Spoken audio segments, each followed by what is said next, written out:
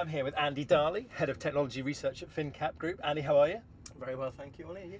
So let's look at the big picture, particularly across this last year, and indeed particularly listed tech companies here in the UK. What have you been seeing? What have you been noticing? We are in the second year of Ambition Nation covered by COVID.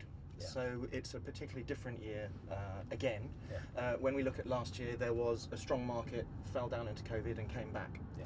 This year, we have had a consistently strong market. Yeah. So we started off with multiples which were already quite full, and they've grown to even fuller levels. And what that's created is the ability for our clients and the wider tech market to really execute their ambitions with fundraisings. Is it too broad a brush statement to say that, broadly speaking, listed British tech companies have, to a certain extent, thrived over the last 12 months? Or is that exaggerating? I think that's absolutely true. The valuations are approaching US valuations, which is always something that creates or has created an element of envy in UK CEOs looking over there, seeing their fuller valuations. And now we're beginning to touch on valuations which can match those levels, and therefore we can realise those ambitions for ambitious boards. So let's have another couple of examples. Companies that have caught your eye that you know not only are doing interesting things, but also are really performing too.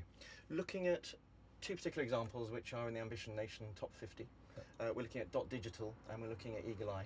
Both of them are interesting and you can group them together. They deal with software that helps take a message to the consumer.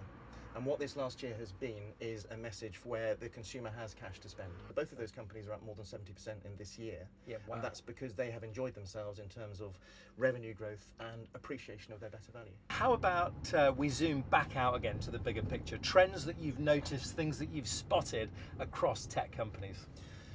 Trends can be divided into two. So you've got the end users trends, and then you've got the company's trends in response to those end users. Yeah. From last year to this year, we've seen the delivery of that transformation initiatives, of those transformation initiatives, to the extent that the company's delivering digital transformation, whether that is the hosting services and the cloud services in the background, or the software that enables cloud delivery of services.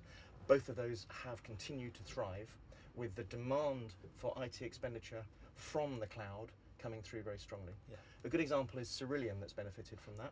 Cerillion delivers rather unglamorous software that helps telcos run their own systems. Yeah.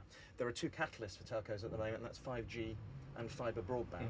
And those catalysts make the telcos themselves review their own systems. So if they're going to make a change, Cerillion is a sweet spot at the moment of delivering the underlying operating platform for those systems. Andy, finally, I'm going to tempt you to get the crystal ball out.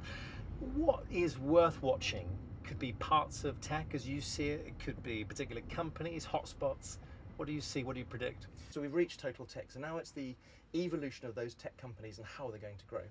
So we would see that territorial growth, so not just being UK, but being, say, APAC and the US as well, has to be an element to be considered within each tech company.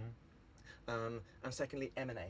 And M&A is vital these days to make sure that companies, which can be exciting, can deliver 10 to 15% top line growth, which is still good, can deliver that element more to put them up one notch. Strikes me you've got a tough but very exciting job. You get to witness some extraordinary companies and some extraordinary growth and opportunity as well. We do, it's been very exciting. I mean, looking back on the last 3 years, 2019 was actually quite dull. We were minus 6% on the Ambition Nation tech element. Last year, plus 20%. This year, so far, as we're filming it today, it's plus 60%.